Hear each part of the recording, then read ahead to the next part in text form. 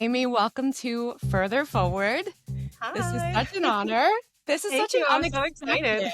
unexpected. Well, I'm so excited, and this is unexpected for me too. I've never done anything like this, so I'm Oh, really well, excited to do this. Yeah. welcome. Thank It's you. unexpected for me because our connection is kind of unexpected in a way. And so just to be here with you and working for you and, Yeah. just the way that life takes its twists and turns is fascinating. And in this case, it's amazing when it works out so well. Yeah. It is so funny. You've always just been somebody on my radar. I don't know why, and I don't, and like I just felt like this was going to be something that eventually we were going to be doing something together and working together in some capacity. So glad it happened. I've been watching you your whole Oh, career. thank you, girl. Yeah. Thank you, girl. I love that and I appreciate that. And I had several people reach out to me after joining Soma to Mhm. rave about you and how Aw. lucky I was. And I'm like, okay, this is really good because the Oh, well, industry is small and people yeah. talk. And so good reputations are, you Well, know, that makes me feel really good, so yeah, thank you for it's telling true. me that. Yeah, of course, of course. Okay, so I never read people's bios on the show because it's a little cringe, and I would love for people to just get to know you in Oh, your yeah. own words. So tell us who you are and how we find you in this moment of this podcast recording. Okay, wow. So I'm Amy Leydon. Everybody pronounces my last name Leydon, but it is Leydon, just to clarify for all you guys out there.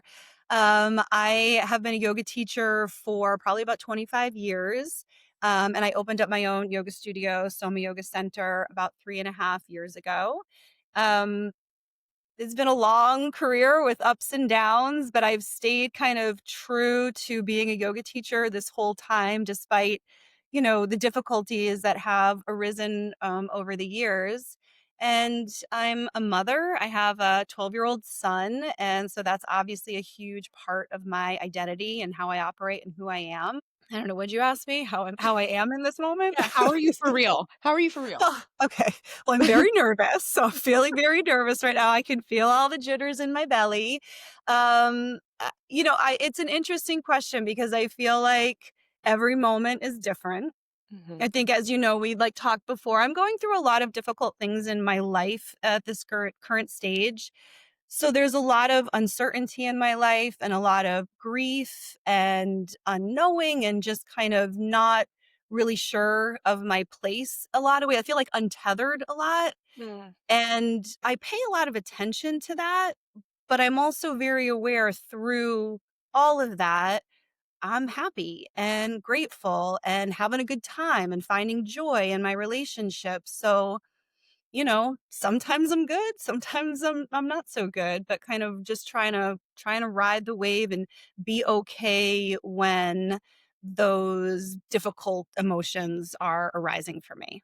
for sure, for sure. Thank you for sharing that.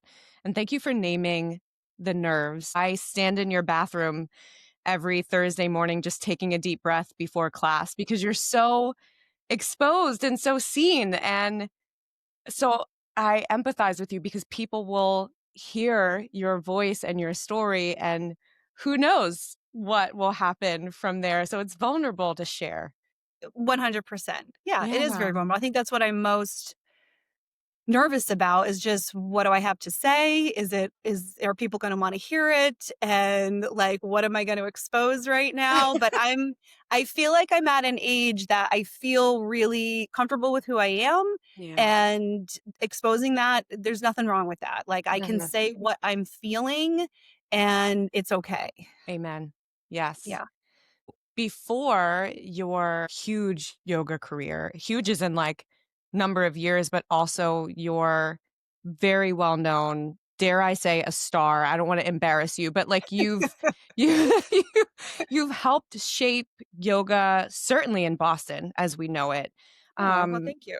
yeah, I mean, it's just true. And so, who were you before that? Like, was this your original dream to become N- no, like?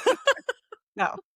Okay, I mean, tell I me am everything. like I feel it's so funny because I still sometimes don't feel like I'm a yogi, like I Yeah. am just this kind of loud, brash female who likes to laugh a lot and is not very peaceful a lot of the time. And so being in this role, wasn't something that I aspired to be in. And so I actually originally started off as a TV producer.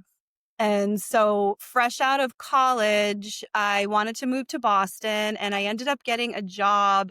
I was thinking about this the other day and I ended up getting a job in the seaport. And Oh. I was at the World Trade Center working for an AV company with all these kind of dorky musicians. And that was their like side hustle while they were trying to like make it as musicians. Oh. And we would set up like slide projectors and overhead projectors. It was like there was no technology back then and this was the only building in the seaport. There was not I was one gonna other building in the say. seaport. It was the World Trade Center and, like, the Barking Crab, and that was it. Wow.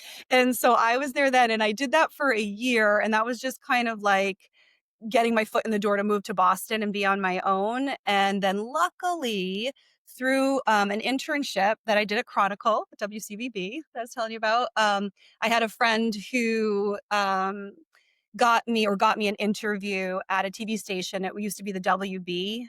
Okay. And Yeah. I became an assistant at the WB and then moved on to being a television producer. So I went to school for film and television. I thought I was going to be a television, producer or do something in the entertainment realm. Oh my And I did that for about 5 years. And then I don't know, something I just wasn't feeling that sense of alignment. And I started taking yoga classes and I was like, maybe there is something else for me out there. Yeah. So I quit the job. What? I decided to travel for the summer. I had never done like the whole backpacking through Europe thing. Yeah. Yeah. So at the age of 28, I quit my job. I sold my car, quit my job, used that money to backpack through Europe for the summer. And then when I got back, I did a yoga teacher training and then I literally just started teaching yoga. And I was like, I didn't even do a 200-hour training at that point in time. Like, nobody cared at that time. Like, Oh my nobody god. cared. Like, there were no yoga teachers. It was such a small world back then. So Yeah. I did a week-long training at the end of the summer when I got back, and I went and started teaching yoga classes and just, like, hustled and went all around the city trying to figure out how I can do this. Wait. Okay, you said No, it's you a lot. moved there's so much. I'm like, you said you moved to Boston. Where are you originally from? I'm from Western Mass, this little small town called Palmer. So I'm a Oh, very small town girl. okay. And so I was there after college, living with my mom, and I was like, I gotta get Yeah, out of yeah, here. And yeah. I knew I wanted to live in Boston. I wanted to be in the city. Wow. Oh my goodness. Okay, so I'm gonna go back a little bit further. Yeah. Why TV and film? Where did that come from? I have definitely always been somebody that's like, I want to find a career that I like. Like, I Yeah. don't want to, go into just finance or something just to make money. I want to find a career that I like. And I've always been a movie and film girl. Like, I still am. I love movies. I love TV. That's what I like to talk about. I like to have Yeah. conversations about what show I'm watching and everything. And I've always been like that. And I was always obsessed with Saturday Night Live. And I was like, maybe I'll work for Saturday Night Live someday. And so that was kind of my passion. And I was like, I always knew I wanted to find a career that I was passionate about. And so at that point in my life, that's what it was. And so I just segued. I went to school for film and television and segued into getting a job as a producer. So cool. So, so cool. I'm always just so interested, I guess is the right word, of how of our evolution, especially as little girls, like how that translates into what we do as we get older, right? Because when I think back, the earliest seeds of little Ashley, I went to school for Mhm. theater, so I thought I would be an EGOT winner for sure. Good for For you. sure. But I also thought I would be an Olympic runner, like Okay. Marion Jones before she was caught doping was like my person, and Yeah. and it's hilarious that, almost 40 years later, here I am, not those 2 things exactly, but in some version, yeah. Yeah, yeah, It's I have, you and know? my friends that I grew up with will attest to this. I have been a bossy bitch my whole life. Like, I am always the one who is making up the game, saying, "This is what we're gonna do." Like, I was always we used to have, like, I mean, I grew up in the '80s. It was lots of imagination and outdoor play, and we Yeah. didn't have video games and everything. Yeah. So, we were always, like, playing make believe, and I was always the one running the show, you know? And so, Mm. I feel like I was always destined to be a leader and to be kind of an like you are sort of an entertainer You when you're are. up there in front of a group of people. So I feel like that was always a part of me as a young age, and I feel like my parents were very good at just letting me kind of be who I was and supporting whatever decisions that I made. And so yeah, I was able to kind of just explore who I was. And I little Amy is she's still here. She's still kind Mhm. of, Mhm. Mhm. showing her true colors. Well, she's like literally running the show. Literally running the show. Literally. Yes, yes. Was there a certain class or a certain teacher when you think back that really cracked something open for you for yoga specifically? Well, I've been on like obviously a long trajectory. And back in the day, there wasn't a lot of yoga studios. So I was taking yoga classes at gyms at like Boston Sports Oh, Club. wow, okay. I can't remember the name of this teacher. I used to take a class with this woman, and I remember I took a class and I walked out of class and I was like, I'm feeling very euphoric right now. Like I just felt like this feeling. And I was like, I think that there's something really special Mm, about this practice. And so there was that moment where I was like, oh, this is more than just a workout for me now. Like there's something going on inside of yeah. me. And I remember that was the moment I was like, I really want to explore this. And so then I started trying to find teachers that could give me a little more. And I used to jump on the red line, 45 minutes to Porter Square, walk 20 minutes to get to O2 Yoga so I could study with like these old school teachers like David Vendetti and Aaron Cantor and Fez. And there was like a whole group they were all my age, but they were like, they'd Yeah. already been teaching for a while. And so I used to study with them. And then Chandra, one of my teachers there, was like, you gotta meet Barbara Baina. I was like, who's Ah. Barbara Baina? And so she's like, there's a group of us teachers that go take her class every Tuesday at 2 p.m. And it's a whole community there. And so I met Barbara, I don't know, maybe 2 or 3 years into my yoga journey. And she kind of changed everything for me. And she was a mentor for many, many years. And so she taught me almost everything I know about alignment. And I also looked up to her as somebody like I was like, I could be like her. She's Yeah. living in Boston. She's a leader. She's like a very experienced teacher. And I was like, I think that I could aspire to be like her Hmm. someday. So she was a big influence for me for a really long time. So what do you said that yoga stopped being a workout for you, and I definitely felt that too.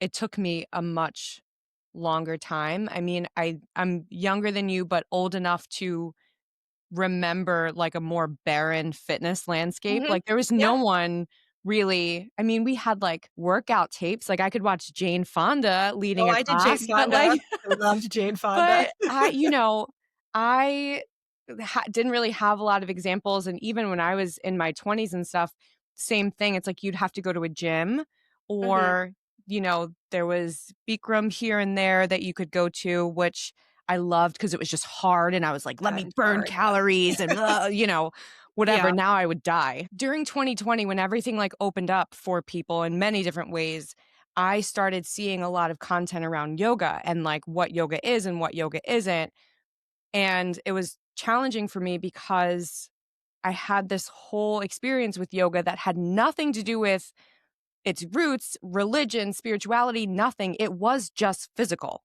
Yeah. And so then when I was faced with all of this, like, it's not just physical, I was like, well, then what are we What doing? is it? Why? In Yeah. your opinion, like, what do you want people to take away, or what would you want the sort of everyday person who just comes and takes public classes, like, what should they know about this practice, or how can they go maybe one step underneath, "This is my Mhm. workout"? Yeah. I mean, I first I don't wanna intimidate anybody, right? Like, Yeah, so yeah. it's like, okay, start physical. That's how I started too. I used to do Baptiste yoga every day, get my sweat on, and I was there for the workout, and I was there to learn how to do crow pose and arm balances, and I Yeah, wanted to do all the fun, cool things, and I wanted, like, the yoga body and all this kind of stuff. So that's the way I entered into this for sure. And then at some point, there's just so much to learn about yoga that I think just allowing yourself a little curiosity is really helpful. Like, okay, well, yes, there's all these physical poses, but we have multiple layers to our body. So, how can I start to notice how I feel, not just in the physical realm, but what's my emotional state when I'm in class? What is going on for me energetically?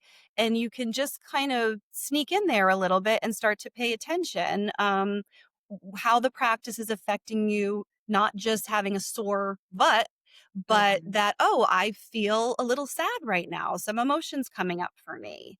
And this practice, you can make it a physical practice your whole entire life. Like, you don't have to explore anything deeper if that's not what you want to do, but it does offer so much more. And we have these different layers of the body. They're called the koshas.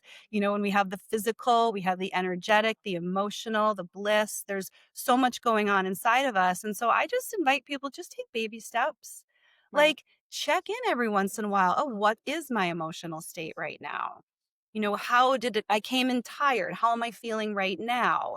And so to just check in a little bit past that first layer and start to notice. And then I think people will start you get curious. You want to Yeah. be like, wow, there's something else going on here. I want to learn more. And so I just invite people, just go slow. And we have yoga teacher trainings here, which I love because they're not just about teaching people to teach yoga. It is a deep exploration of all of it. And so we're teaching them about the philosophy and the history and why we're doing what we're doing. And so I would say maybe 40% of our graduates end up actually teaching yoga, but 100% of our graduates learn a lot more about Yeah. who they are and how they operate in the world. Yeah, I love that because what I'm also hearing, like, the thing behind the thing is, like, if you can do that, if you could start to cultivate that awareness in the class, then you could do that outside of the class, which I think is, Oh, like, right, 100%. That's the kind of my thing. whole that is my whole teaching platform pretty much. It's like, learn how to do it here, learn how to be uncomfortable here, right? Yeah. Learn how to take one extra breath when this posture is hard. Learn how to get up when you've fallen on your face trying to do crow pose. Like, all of those lessons then are going to translate into your daily life, that you Mhm. are going to learn how to take a breath before you start yelling at somebody sometimes, Yeah, or you are gonna and my biggest thing is learning how to be uncomfortable, because that is like the biggest way yeah. that a person is gonna grow, is to say, I'm putting myself in this place of discomfort. I'm gonna sit in this place of discomfort and I'm gonna pay attention. And nothing is gonna change in your life if there's not discomfort. And as we know, there's a lot of discomfort in yoga classes, right? So if you can learn how to tolerate and be in that discomfort there, then it's gonna help you to keep moving forward with your life. It's no one's gonna give that to you. No one's going to give you courage or empowerment or whatever, like, you have to cultivate that within. Yeah, you have to cultivate within yourself, and it's a really difficult it's a difficult thing to do. It's sure not easy for me. I Yeah, hate same. being uncomfortable. It is really easy to say, I'm not going to do that thing because I am feeling really nervous and I am feeling these butterflies in my stomach. So it's just so much easier to say no. And I used to do that a lot. And I am learning how to not do that, and it takes a lot of practice, and it just takes that, okay, you're feeling this way. This feels yucky, but it feels yucky because you are there's a term called productive discomfort, and Mm, I love this term. Like, I am deliberately going to put myself in a place of discomfort because I know it's in an atmosphere of growth. And so I try to remember that all the time when I'm making moves that I'm like, I don't know about this. And then, of course, with yogic philosophy, it's like we just try not to attach to the outcome. Do it. You can't control the future. You cannot know what's going to happen. So you just got to go through it, and hopefully the outcome is what you want, but it could be something very different and we don't know. yeah, and that's the yoga too, right? Dealing with Definitely. it when it doesn't go your way. Right. And then, like, saying, "Well, okay, maybe it's not going my way for a reason. Maybe this is sending me in the correct path." Because 'Cause I've had lots of, things that happen in my life where I'm like, well, why did this happen and what's going on?" And it feels like a failure, but then I can look back and say, "Oh, that failure led to this success." Yeah, that's really hard in the moment, In the and I moment, it's really hard. yeah, yeah, because you and it also, you never wanna be in this place of toxic positivity or spiritual bypassing and being like, No.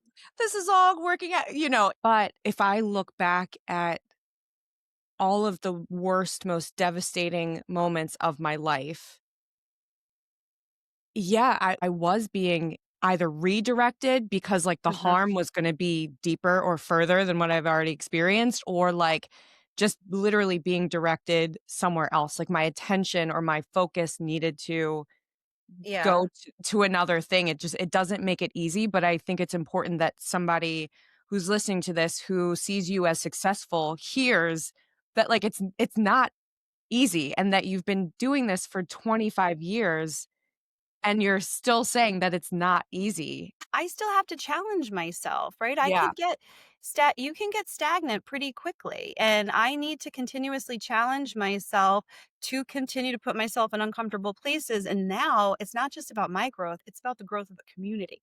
And Yes. that motivates me because I'm like, I'm trying to do something that is not just about me and my success. It's about success of the 25 teachers that are working here, the success of the thousands of students that are coming here. So I'm like, I have to push myself because I'm not just doing this for me anymore. And Yeah. so I feel a responsibility to make sure that I'm continuing to move in this atmosphere of growth so the studio can move into the atmosphere of growth. Yeah, yeah. What do you look for in a teacher? What makes a good teacher if someone wants to make movement their career, be it yoga or something else, what should they be thinking about? So it's there's a lot of intuition around it for sure. I don't know why. Sometimes I just gravitate towards certain people, and you were one of them, Ash. Yay. Um, but I also I see when teachers are curious. I see Yeah. when teachers want to learn more.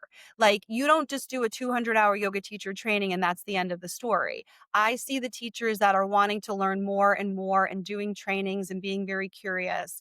And so I'm well aware of that. I had a few teachers early on that kind of vetted me.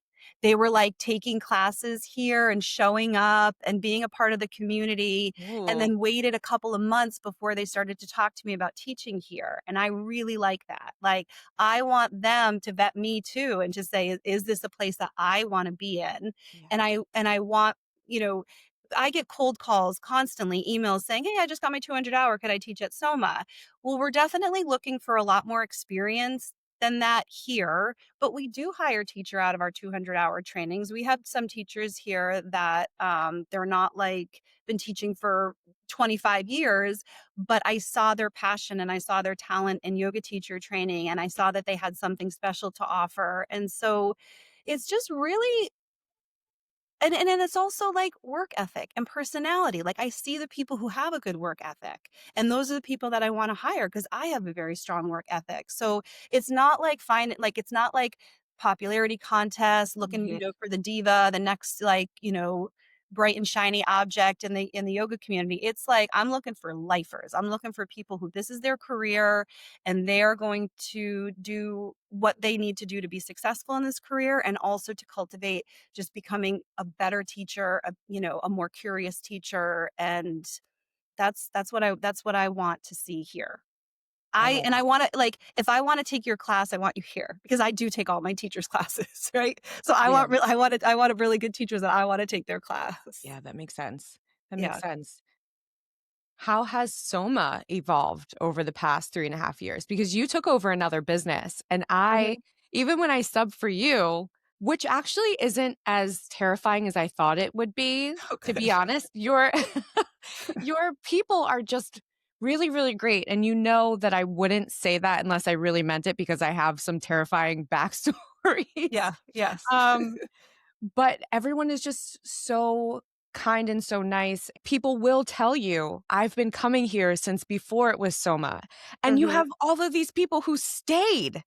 even as the Yeah. business transition, and I think that's huge. So what are you doing? How do you see the business? How has it evolved? And, like, where do you wanna go? Ooh, That's a big gosh. question, I'm sorry. Gosh, That's a no, lot. it's good because 'cause it'll help me kind of figure it out.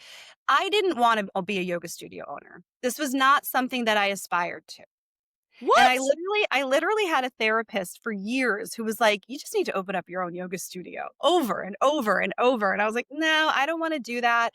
I kind of wanted to be more like, sort of a not a famous yoga teacher, but, like, I was that was kind of the role that I wanted to go towards was I'm gonna be this popular yoga teacher, I'm gonna find these specialties that Yeah. nobody else has, and that was the direction I was going in, and then, of course, COVID hit, Mhm. and it blew up all of our lives. I don't know how people know how much it affected yoga instructors and fitness instructors. It completely changed our lives, and Oh, we were like, "What are we gonna do?" yeah. And so a lot of us got online, not knowing getting up. We got on Instagram, not knowing how the Anything. hell to do this.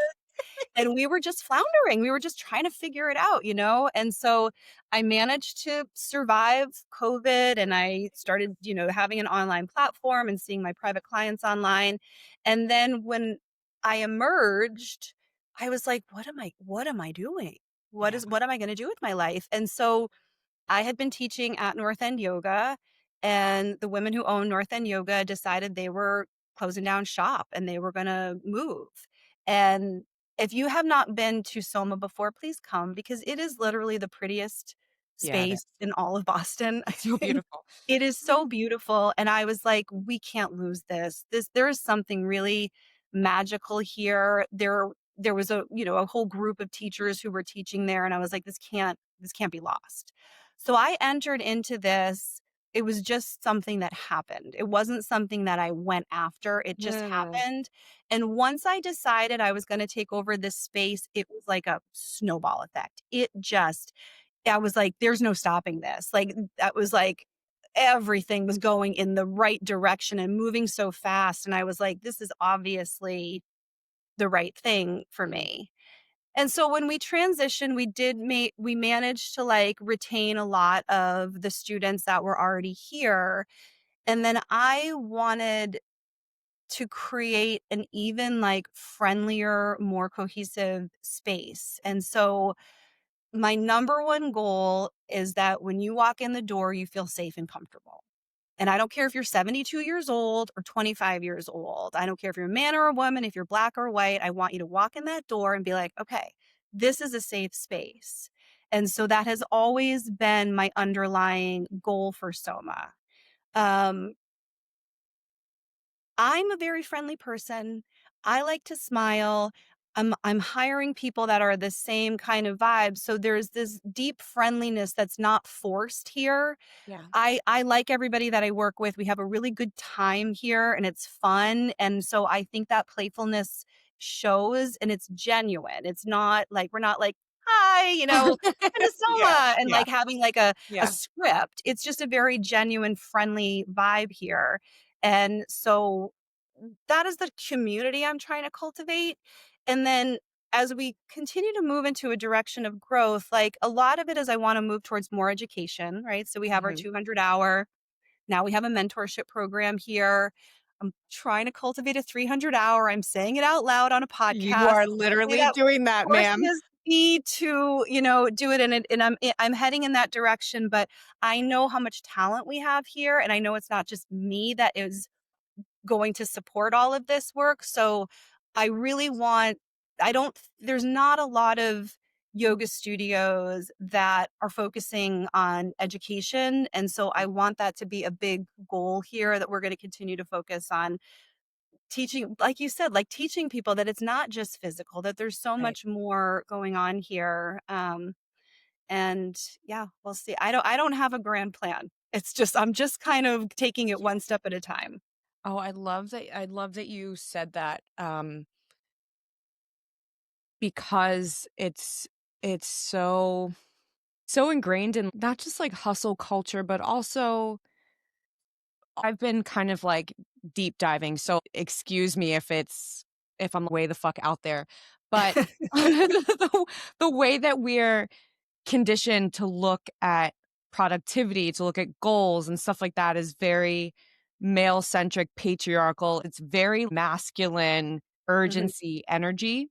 Yeah. So to hear you say that it's not like you have no plan at all, but what I don't hear is any gripping. Well, so one of the things I can say from that is I hate hustle culture. That's not who I am, and I never wanna feel like I'm caught up in a rat race. Like, I never wanna feel like I'm chasing something.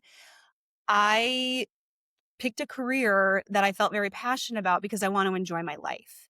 And so if this starts feeling unenjoyable to me, that's when I know something has to change. Mm, I'm very excited to be here every day. I'm very excited to teach and like see people and hang out with the people that work here. So like for me personally, I'm creating an environment that I want to be in, and then hopefully that will make other people want to be in the environment. mhm. But I I always wanna enjoy this.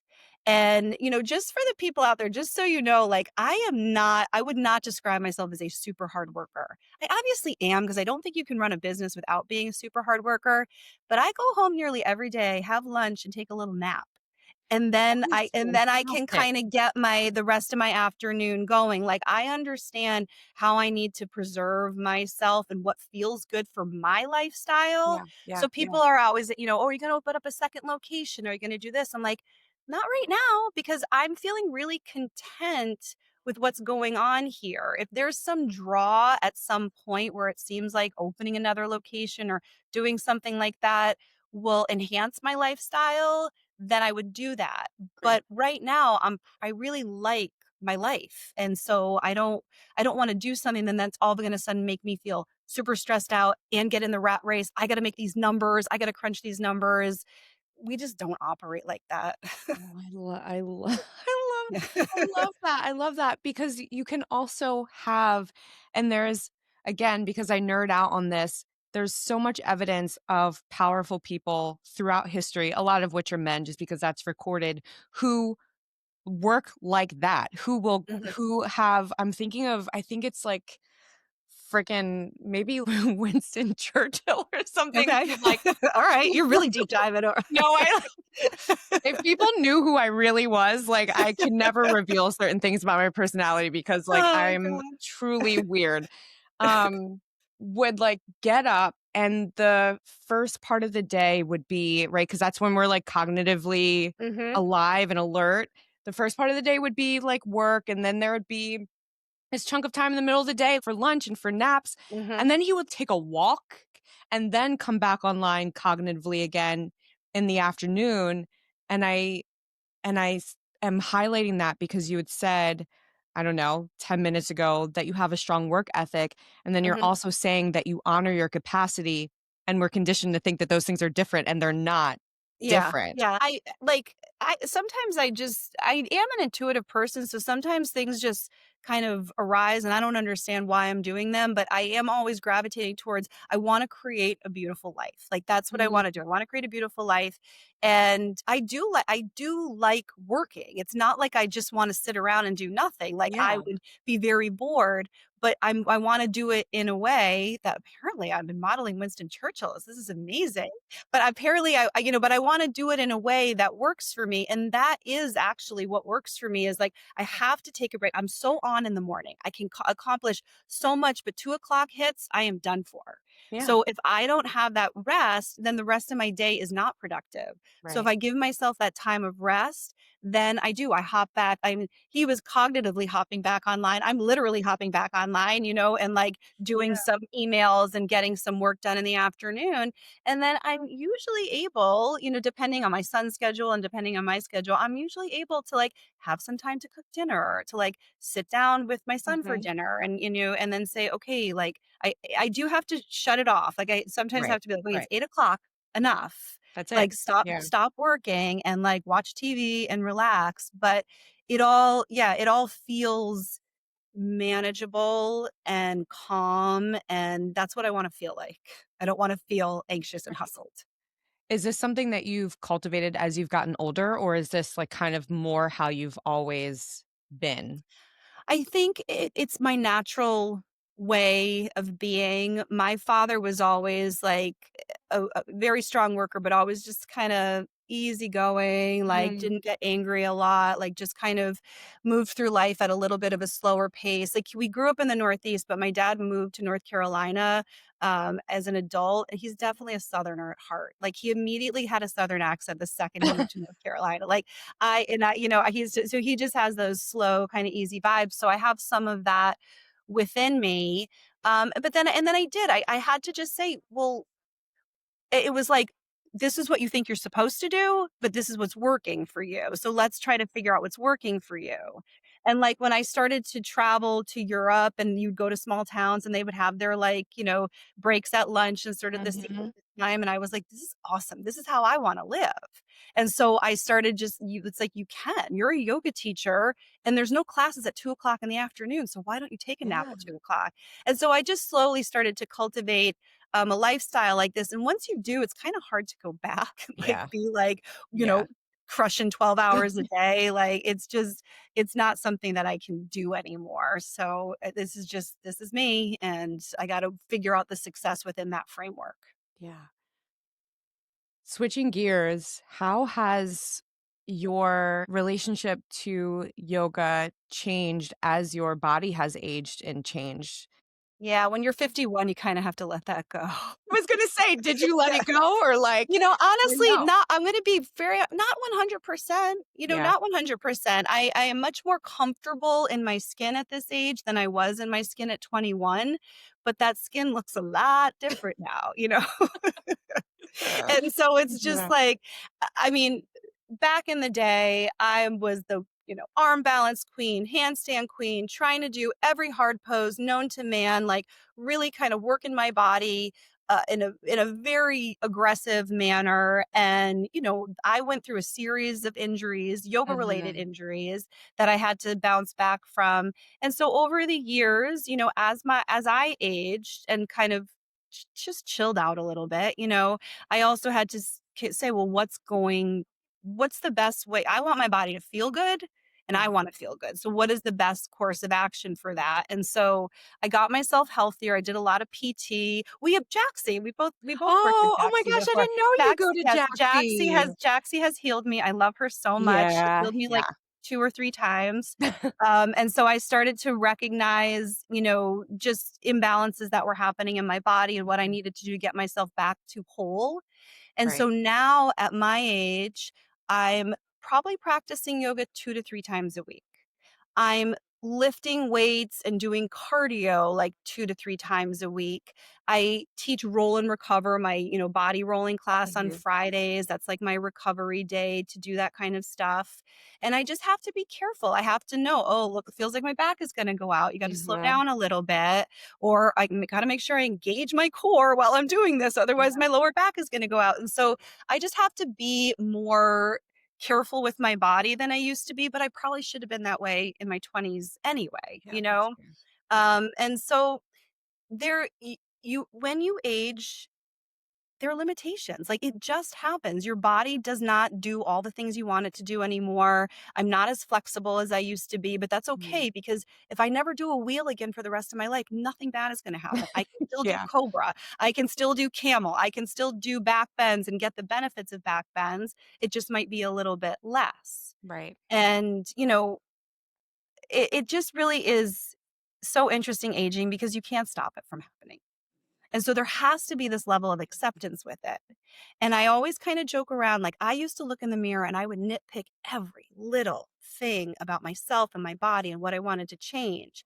And now I look in the mirror and I always say, not bad, girl, not bad, So I have this like just deeper like good feeling about myself. And that's not just physical, it's because it's coming from within. That was the whole topic of my class this morning is like this glow. Like, we, when you are, when somebody sees some beauty in you, it's often not just physical. It's because there's something else deeper in there that you're cultivating this whole holistic wellness. And so I had somebody compliment me the other day and said, "Oh, you're glowing." And I was like, that's like the best thing somebody can say to me because I know it's not just my skincare regimen.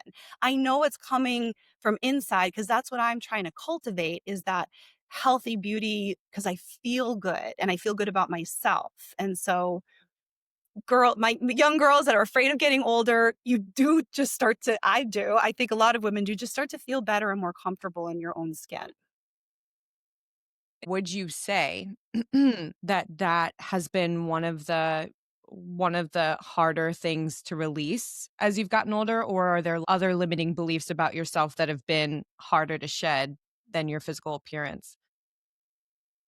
Yeah, I mean, the physical appearance thing is, I'm not gonna lie, it's It's hard. hard, and I It's hard. definitely do a lot of things to try to keep myself looking beautiful and looking young on the exterior, and then I do a lot of things to try to keep that, doing that from the inside, but getting older is challenging, and to, see your body not looking the way you want it to look anymore, I think that is one of the most, difficult one of the more difficult things that I go through, um just as accepting who I am and, like, accepting life and how it Yeah. moves forward. Um, I think that I think with the limiting beliefs, I still struggle with that I'm not good enough feeling a little bit. It's so much quieter than it used to be, and, like, the imposter syndrome is so, so, so much quieter than it used to be, but I think I told you when we were talking about this, I'm like, "Do you think anybody's actually gonna wanna listen to what I have to say? Like, I'm not that And I'm like, "Girl, interesting," you know? yes." And Yeah. so there still is that little bit, like, um, you know, who am I to tell these people how to live? Who am I to tell these people what to do? But Yeah. it's very small. It's very small now. It used to be very big, and now it does not feel like it's a defining characteristic of me. Like, I think that I am seasoned and cultivated enough to really have a lot of self confidence and, like, a higher self esteem. This is actually just making me think about when I first started going to therapy a million years ago. They have to give you a diagnosis. You know this? They Yeah. have to, like, Yes. there's They something wrong with you. in order for insurance to cover it, yeah, Yes. I went through You this. wrote yes, and she wrote low self-esteem. That was my Oh, diagnosis, and no. I was like, "Ooh, ouch." And Ouch. I was like, "Do I have low self-esteem?" And then I realized, like, I did, I did. I Wow. didn't really see my own self-worth, and I didn't really value, like, who I was as a person, and so I have spent a long time building that up, and I feel like I do have pretty high self-esteem now. Like, I understand who I am, I understand what I have to offer, and if I'm getting that voice in my head or that feeling in my body that you're not good enough, I know how to talk to myself now and be like, "Yes, you are. Yes, you Mhm. are." And Mhm. I able to actively be compassionate towards myself now, and I think that's the biggest key to, like, boosting your self-esteem is to be compassionate with what you've got going on. That's very true. Is Yeah. there something that you would say that at 51 you are no longer apologizing for? Like, "Fuck you. This is just the way it is. This is who I am." I mean, Like, it's almost everything, right? I mean, you start going through yes. menopause and you're like, "Fuck this." Like, this is who I am, and I am absolutely not gonna apologize for who I am. I'm setting boundaries, I'm understanding who's sucking the life out of me and who's Mm. giving me life. There's very little that I'm apologizing for these days. I always make this joke that it's such a stupid joke, but, like, everybody always makes fun of you and you put ice in your white wine. They're always Yeah, like, "Are you kidding?" I'm like, "I'm over 40. I could put ice in my white wine if I want to." You know? Like, it's just that kind of exactly. mentality. Like, I can do this if I want to. If I wanna wear an off the shoulder sweatshirt every single day and look like the woman from Flashdance, I'm gonna do it because that's You're what gonna makes do me it. feel good. Yeah. And so I don't there's not much that I really feel like I'm apologizing for these days. Yes. I have so many friendships that are multi-generational in that everyone's older than me. Yeah. And and what I love is that I feel like by absorbing these stories and even just like talking to you now, I feel like you all save me from so much grief and extra years of doubt and shit because I look up and I'm like, these women are thriving. It doesn't mean that everything is easy, but the self-love and just how you're able to, like, ride the waves, it gives me Mhm. hope and confidence that I will be that as well. And that's what I feel, because I mean, I have, like, all these, like, 24-year-old friends now because I'm the teacher trainer, and they're all Yeah. working at the front desk. I have a lot of relationships with women who are a lot younger than me, and I get a lot from them too, because 'cause they're, Yeah. like, excited about life, and and it's a totally different generation, so they operate at a different. I didn't learn this stuff. I'm a Yeah. Gen Xer, we were just, like, neglected children who ran around like, we never were home and just ran around the woods Yeah. all day and, Yeah. like, had no guidance. And, we had, like, and I for whatever reason, I feel like Gen Xers are, like, it's just, like, work ethic. It's just, like, we Yeah. learned how to, like, work, for Yeah. some reason. I married one Um of you. So yeah. yeah. Oh, yeah. Yeah, I Lucky know. you.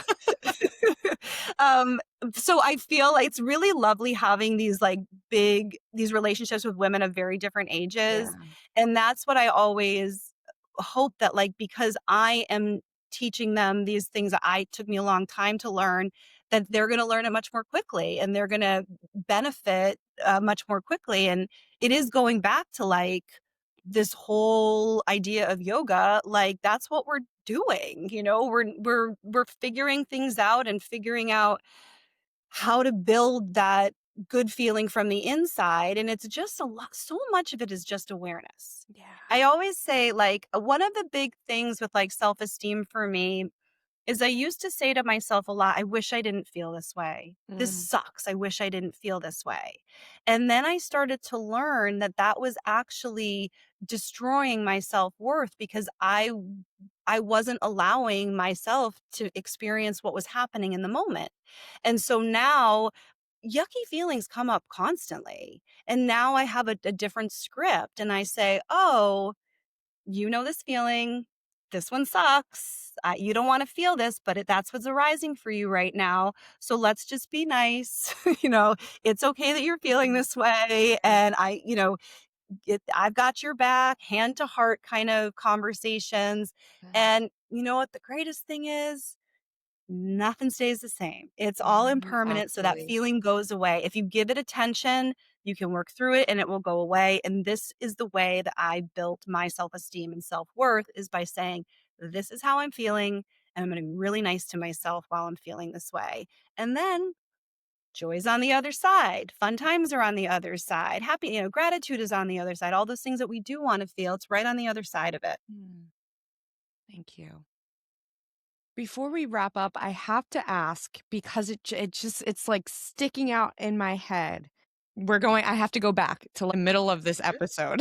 Okay. When Go back. Let's dig when in. yeah, when the opportunity to, uh, found Soma came into your lap, were you prepared? How did you kind of get everything together? And I'm asking because for every woman listening who's like, I don't have the money, I don't have the time, I'm a single mom, I'm a da da da da da, I work 15 hours a day, I could never just jump on an opportunity. Mhm. Yeah. How could they take that no and turn it into a yes or even a maybe? Okay, so the biggest thing for me was finding the right business partner, Mm. because I don't wanna do payroll, I don't wanna do taxes, I don't want to figure out what permit I need, and I found a business partner who not is doing it, wants to and loves it. We go to our accountant and she's like, "Aren't my books amazing?" And they're like, "Ooh, your books are" he's like, "Your books are so great," and I'm just sitting there like, "Oh my god, you guys are such dorks. Thank you for being Yeah, in my thank you so life." much. Yeah. So I think finding somebody who has strengths that you don't have is incredibly important. So doing it alone, I would not do this. I couldn't do this alone. Absolutely Okay. not. I'd Good be to know. miserable. We were lucky enough that we had some money saved up, so we just funded ourselves. But finding the money, that is a challenge. But we did not need a lot of money to get started. We just put in the bare minimum, and luckily the business was fairly successful right from the start.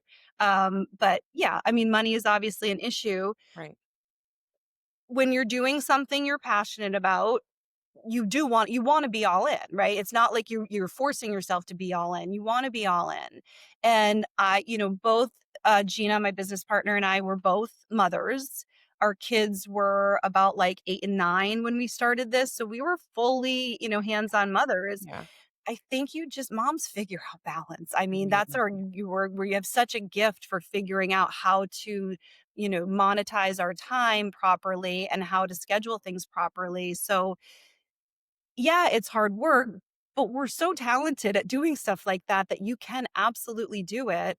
And then it's just like, making sure that you're finding the right people to join you, like, and figuring out who's going to enhance this. And Right. oh, and the other thing that somebody gave me this advice, which is really true, if you don't want to do something, just pay somebody to do it, because you're miserable if you're trying to do that. You can like I don't know how to create a Google Doc sometimes. Like it like weird things that like these old lady things that I can't figure out how to do easily.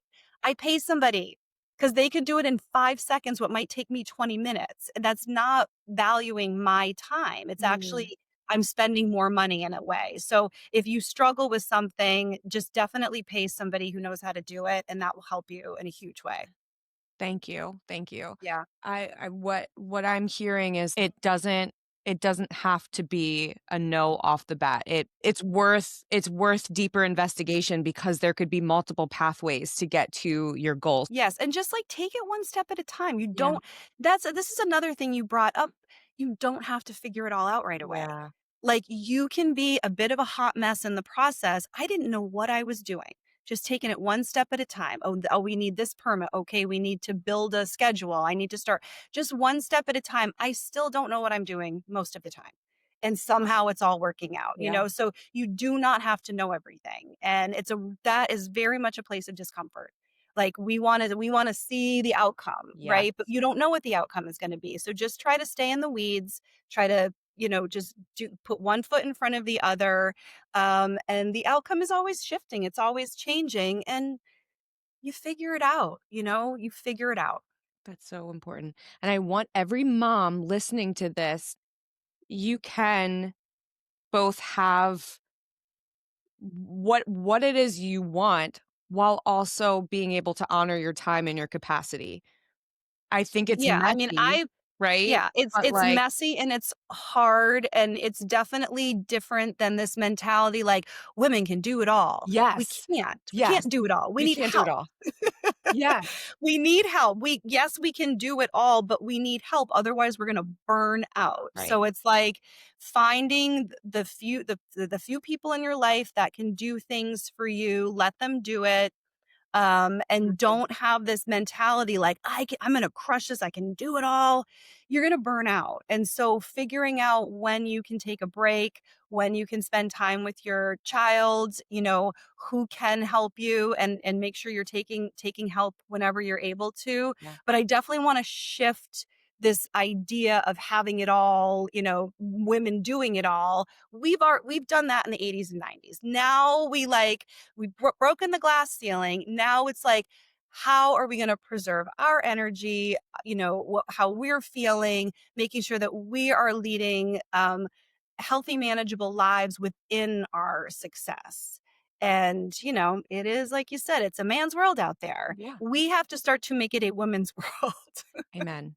Stop playing their game and start Stop playing their playing game ours. and like figure out what is going to keep us in power Right, right. from the inside. Is there anything, any final words, anything that you have wanted to say as we've been recording or something that you wanna leave people with?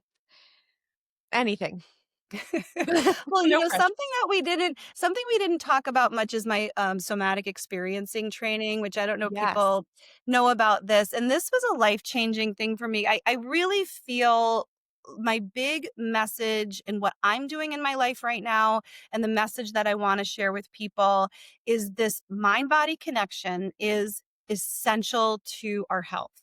And so when we're practicing yoga and we're not just checking off the box, I want to get my yoga class done, and we're actually paying attention to what our bodies are feeling like in the practice, what our emotions are feeling like, what our energy is feeling like, and starting to learn how to just tune in a little bit more. This is the key to understanding our emotional health because the mind body connection, our bodies understand what's happening before our brain does. Right. And so if you have that mind body connection, you're going to feel the butterflies in your stomach before your brain is saying danger or I'm nervous. Right. And so this is how I figured out how to work with my emotions a little bit more. So if all of a sudden, boom, I felt anger, I would like check in with my body and see, well, where am I feeling it in my body? And so I started to learn how to feel it before the thought even arose in my Mm. head. And this helps you to be incredibly intuitive about the people that you want to bring in your life and the Yeah. people you don't want in your life.